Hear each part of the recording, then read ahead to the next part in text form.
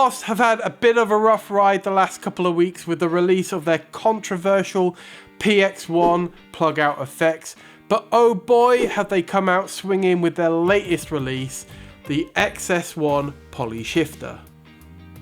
Welcome to Pedalboards of Doom, your one-stop shop for guitar, gear and news. My name is Jason and this is our before you buy video for the brand new Boss XS-1 Poly Shifter. Normally at this point in the video we'd have a little disclaimer to let you know that the company had provided the pedal for us to take a look at, but in this case I actually bought this pedal with my own money, so Boss have had no involvement and no influence, and they have no say on what I'm about to say about this pedal.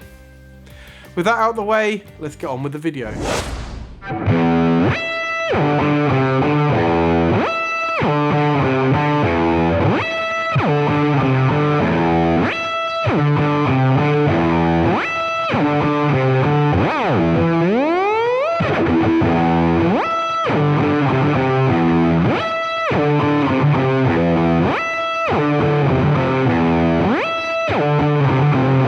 Now Boss are by no means new to the pitch shifting world, but with this new XS1 and its bigger brother, the XS100, they have got their phasers set to stun, and Digitech are looking more than a little nervous. These pedals are clearly aimed at the crowd that love the Digitech whammy and the various pedals in that range like the drop, and Boss are clearly out for blood. I'm only covering the compact version of the pedal today, but all of these features are also included in the XS100 as well as much more, so let's get on with covering the features of the compact version. Now Boss say that the XS1 is designed from the ground up with a brand new pitch shifting algorithm designed to maintain the clarity and accuracy of your tone while pitching either up or down. You can pitch up or down 7 semitones as well as up to 3 octaves, and let me tell you, 3 octaves up sounds absolutely nuts. On the left side of the pedal you've got the balance knob, which when set all the way over to the left gives you your dry guitar tone unaffected, and as you move it towards the right it starts to bring in that pitch shifted tone. When you set it all the way to the right you get just the pitch shifted effect. The little switch on the left lets you toggle the foot switch between toggle mode or momentary mode, which is really great if you don't have an expression pedal connected to the pedal. The little switch on the right when set all the way to the left will pitch down, and when set all the way to the right will pitch up. Set that switch in the middle and you access the detune mode, which turns this pedal into a chorus pedal. In a detune mode you can use the balance knob to dial in more or less of your dry signal to increase or decrease the intensity of the chorus effect. Still, while in the detune mode, the shift knob allows you to adjust the pitch effect by either plus or minus 20 cents, allowing you to further tailor the chorus effect. This honestly is one of my favorite features of the pedal. It is something that the whammy includes, so it's not unique to Boss, but it's great that they decided to include it on the compact version of the pedal. You can of course hook up an expression pedal to control the pitch effect, and I will be demoing that in the video. But you can also hook up a Boss 2 switch foot switch to gain access to 2 more preset tuning settings. Right then, let's have a listen to some tones and come back at the end for the verdict.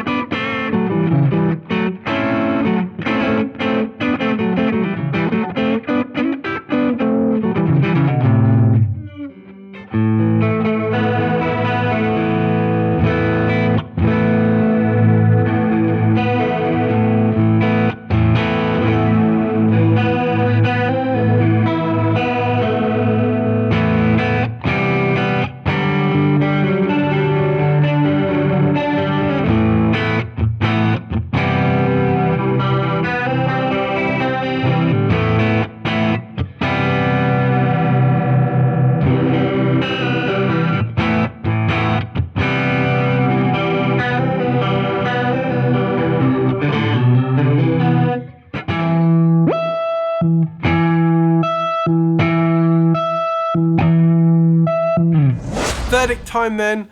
I've been having so much fun with this pedal. I'm really glad I spent the money and picked it up, but it's not perfect. So let's talk about some pros and cons, and then we'll wrap up with my final thoughts. Unlike the OC5 and some other pitch shifting pedals on the market, you are limited to either pitching up or pitching down. You can't do both at the same time, and you can't set multiple intervals at once. For the way I use the pedal, and I think for the way many of you will likely use this pedal, I don't think that's a deal breaker. The XS-100, the bigger brother, I believe can do some of those features simultaneously, but it's something that you should know if you're considering the pedal. I'm going to cover the clean tones in both the cons and the pro section, so stick with me to the end before you make any decisions. On that clean tone topic then, I found I very much had to adjust my EQ when down tuning the guitar. Now that probably shouldn't have come as much of a surprise. You are, after all, putting lower frequencies through your amp, but it's something that I didn't think about before I started using the pedal. I want to be really clear here, that's very subtle, and like I said, kind of expected. It's just not something I thought about before using the pedal. Ultimately, you could fix this on the fly quite easily with an EQ pedal. Finally, on the cons, when playing clean guitar, I did detect the odd kind of harmonic artifact. Extremely subtle, but I could definitely hear it when compared to the unaffected guitar signal. Again, this is really subtle, and I don't think it's something you'll find particularly impactful. Onto the pros then, and we are going to cover a little bit of the same ground in this, so bear with me. Firstly, the tracking is phenomenal, both for distorted and clean guitar. It kept up pace with me, no problem whatsoever. Yes, we did have some of that aforementioned harmonic artifacting, but it never glitched out or went wildly out of tune, at least while using the more sensible tuning settings. It's pretty convincing with clean guitar, and I think this is a topic that a lot of people want to know. We all know that these pedals can sound good with distorted guitar, but how do they sound with clean guitar? Like I said before, it's not perfect, and you might have to do some EQ tweaks, but I think if you want to use this for recording or live work, you will be really pleasantly surprised by the results. It does seem to do what Boss claim it does. It maintains the character of your guitar, it handles chords really well, and overall I'm really pleased with the result for clean guitar. The detune setting is awesome. It's a really cool chorus sound, and it adds to the value of the pedal overall. If you need chorus for like one song in your set, then this is perfect for that, and it'll save you some real estate at the same time. Just note that you can't use the down tuning or the up tuning when you're using that detune mode, so you'll be stuck at whatever pitch your guitar is actually tuned to. We need to talk about latency, of course. Now, how much you will notice will of course depend on how sensitive you are to latency, but let me try and give you an idea for how it feels. I tend to notice a little bit of latency when recording into my DAW, or sometimes using modelers, but unless it's really bad, it doesn't really put me off my playing. Let me say this as clearly as I can. I struggle to detect much, if any, latency with the poly shifter. Now that's not to say that there isn't any latency, but in my personal experience, I couldn't feel any. Certainly not enough to put me off playing in any way. Your mileage may vary, of course. Again, it depends on how sensitive you are to latency, but in my experience, it's excellent. Wrapping up then, I've always loved octave pedals, and I know a big part of what makes those popular with people is their glitchiness. But personally, I've never loved that aspect of the OC range of pedals. The poly shifter lets me get my CKY on without that glitchy, muddy sound that you tend to get from the OC range of pedals. It's a pricey Boss compact pedal coming in at just under £200, but the closest thing you'll find to this feature set in the Digitech world is a Whammy DT at £259. Now the Whammy DT perhaps isn't the fairest comparison, but it is the closest in feature set.